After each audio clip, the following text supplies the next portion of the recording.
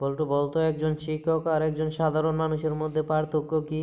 তার সাধারণ মানুষ আর শিক্ষকের মধ্যে পার্থক্য হলো, সাধারণ মানুষ গরিব থেকে বড়লোক হলে ভুলে যায় সেও একদিন গরিব ছিল, আর শিক্ষক গার্ডে পড়লে ভুলে যায় সেও একদিন ছাত্র ছিল।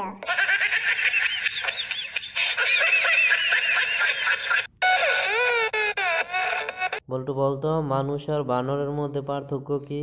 তার বানর আর মানুষের মধ্যে পার্থক্য হলো, বানরের লেজ থাকে পিছনের দিকে আর মানুষের থাকে সামনের দিকে।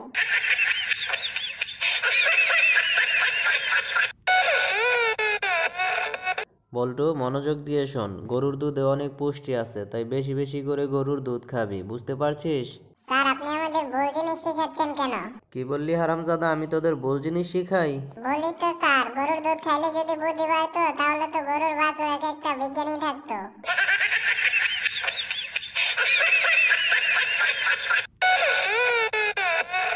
বাচ্চারা শোনো, 10 মিলে করি কাজ, হারি জিতি নাহি লাজ, তাই সবসময় মিলেমিশে কাজ করবে।